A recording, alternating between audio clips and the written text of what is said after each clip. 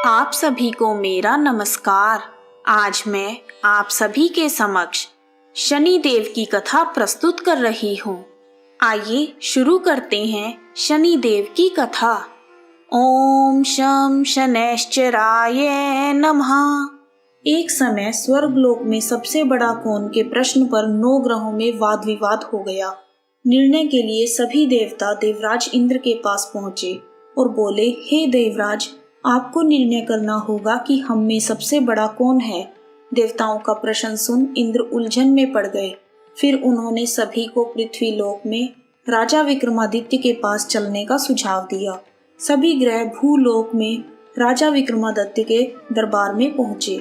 जब ग्रहों ने अपना प्रश्न राजा विक्रमादित्य से पूछा तो वह भी कुछ देर के लिए परेशान हो गए, क्योंकि सभी ग्रह अपनी अपनी शक्तियों के कारण महान थे।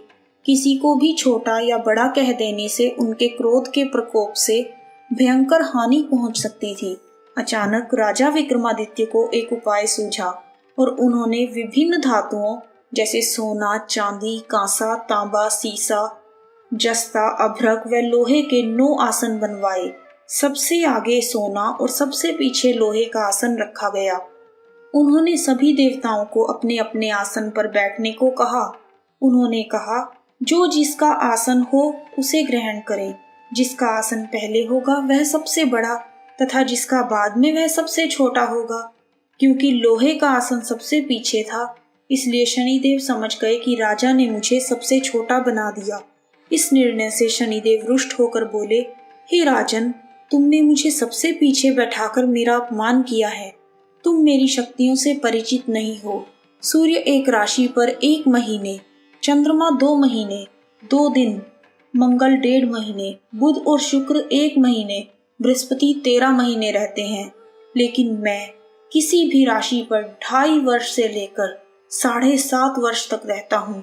बड़े बड़े देवताओं को मैंने अपने प्रकोप से पीड़ित किया है।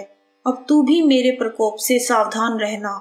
इस पर राजा विक्रमादित्य बोले, जो कुछ मेरे भाग्य में होगा देखा जाएगा।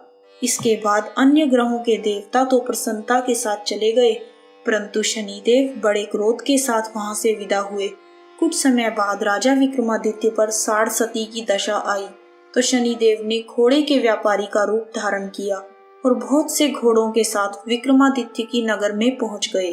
राजा विक्रमादित्य उन घोड़ों को देखकर एक अच्छे से घोड़े को अपनी सवारी के लिए चुनकर उस पर चढ़ गए। राजा जैसे ही उस घोड़े पर सवार हुए, वह बिजली की गति से दौड़ पड़ा। तेजी से दौड़ता हुआ घोड़ा राजा को दूर एक जंगल में ले गया और फिर वहां राजा को गिराकर गायब हो गया।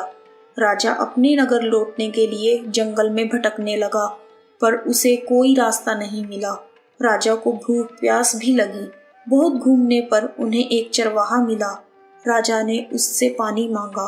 पानी पीकर राजा ने उस चरवाहे को अपनी अंगूठी दे दी और उससे रास्ता पूछकर जंगल से निकलकर पास के नगर में चल दिया। नगर पहुंचकर राजा एक सेठ की दुकान पर बैठ गए। राजा के कुछ देर दुकान पर बैठने से सेठ की बहुत बिक्री हुई। सेठ ने राजा को भाग्यवान समझा और उसे अपने घर भोजन पर ले गया। सेठ के घर में सोने का हार खूंटी पर लटका हुआ था। राजा को उस कमरे में छोड़कर सेठ कुछ देर के लिए बाहर चला गया। तभी एक आश्चर्यजनक घटना घटी। राजा के देखते देखते खूंटी सोने के उस हार को निगल गई। सेठ ने जब हार गायब देखा तो उसने चोरी का संदेह राजा पर किया और अपने नौकरों से कहा कि इस परदेसी को रस्सियों से बांधकर नगर के राजा के पास ले जाओ। राजा ने विक्रमादित्य से हार के बारे में पूछा तो उन्होंने बताया कि खूंटी ने हार को निगल लिया। इस पर राजा क्रोधित हुए और उन्होंने चोरी करने के अपराध में विक्रमादित्य के हाथ पांव काटने का आदेश दे दिया। सैनिकों ने विक्रमादित्य के हाथ पांव काटकर उन्हें सड़क पर छोड़ दिया। कुछ दिन बाद एक तेली उन्हें उठाकर अपने घर ले गया और उसे कोलू पर बिठा दिया। राजा आवाज देकर बैलों को हाँकता रहा। इस तरह तेली का बैल चलता रहा और राजा को भोजन मिलता रहा। शनि के प्रकोप की 60 सती पूरी होने पर वर्षा ऋतु प्रारंभ हुई। एक रात विक्रमादित्य मेघ मल्हार गा रहा था। तभी नगर की राजकुमारी मनभावनी रथ पर सवार होकर उस घर के पास से गुजरी। उसने मल्हार सुना तो उसे अच्छा लगा और दासी को भेजकर गाने वाले को बुला लाने के लिए कहा। दासी लौटकर राजकुमारी को अपंग राजा के बारे में सब कुछ बताने लगी। राजकुमारी उसके मेघ मल्हार से बहुत मोहित हुई और सब कुछ जानते हुए भी उसने अपंग राजा से विवाह करने का निश्चय किया। राजकुमारी ने अपने माता पिता से जब यह बात की तो वे हैरान रह गए। उन्होंने उसे बहुत समझाया पर राजकुमारी ने अपनी जिद नहीं छोड़ी और प्राण त्याग देने का निश्चय कर लिया। आखिरकार राजा रानी को विवश होकर अपंग विक्रमादित्य से राजकुमारी का विवाह करना पड़ा।